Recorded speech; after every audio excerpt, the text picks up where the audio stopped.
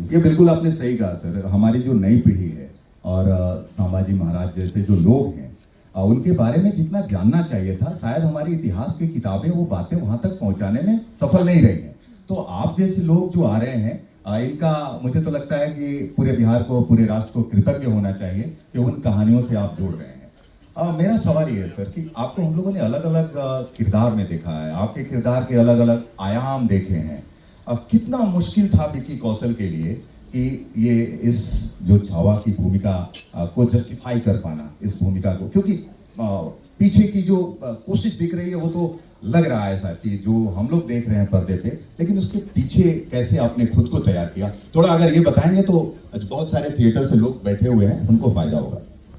देखिए, पहली बात तो ये मैंने पहले भी बायोपिक की है, चाहे वो उरी हो, चाहे सरदार उधम हो, चाहे सैम बहादुर हो, और हर बायोपिक में एक सेंस ऑफ रिस्पॉन्सिबिलिटी हमेशा होती है कि एक दायरा सेट होता है कि उसके बाहर आप जाकर अपने तरीके से, अपने मन की मर्जी से नहीं कर सकते। एक दायरा हमेशा होता है, चाहे बॉडी लैंग्वेज हो, फिजिकलिटी हो, इमोशन हो। छावा में जो एक एडेड रिस्पॉन्सिबिलिटी ये थी कि छत्रपति शिवाजी महाराज हो, चाहे छत्रपति संभाजी महाराज हो, जिनको उनकी हिस्ट्री पता है, खासकर जैसे महाराष्ट्रियन जो है, वो उनको ना सिर्फ राजा या योद्धा की तरह नहीं मानते, वो भगवान की तरह मानते हैं। तो जब कोई ऐसा किरदार होता है, उसमें आस्था जुड़ी होती है, उसमें सेंटिमेंट्स जुड़े होते हैं, तो वो जो प्रेशर होता है वो थोड़ा सा ज्यादा हैवी लगता है। ऑफ कोर्स इसकी तैयारी में फिजिकल तैयारी बहुत थी, क्योंकि सैम बहादुर मैं करके हटा था और फिर छावा पे आना था, तो तब मैं पतला दुबला, दाढ़ी नहीं थी, बाल छोटे थे, तो तकरीबन 6 महीने लगे 25 किलो बढ़ाने के लिए। दाढ़ी बढ़ाई, बाल बढ़ाए, घुड़सवारी सीखी, तलवारबाजी सीखी, लाठी भाले सब सीखे, और फिर हमने शूटिंग शुरुआत की।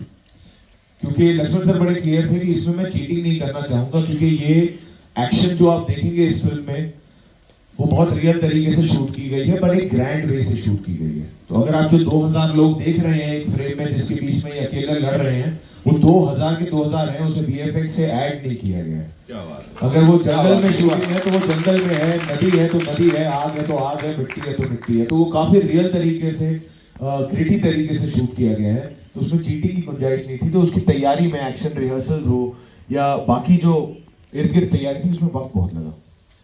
सर एक मन में प्रश्न ये आ रहा है, हालांकि मेरा इरादा जानने के लिए, तो पिछले कुछ महीनों से जो बड़ी फिल्में आई हैं, इस पर डिबेट भी बहुत हुआ है, हमने अखबारों में भी बहुत पढ़ा लिखा भी। अचानक से ऐसा क्या हुआ सर कि बॉलीवुड के ऊपर साउथ की फिल्मों का प्रभाव बढ़ने लगा?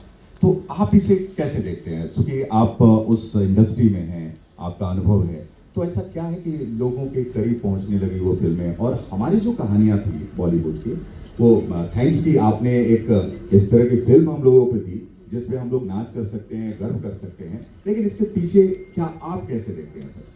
देखिए, पहली बात तो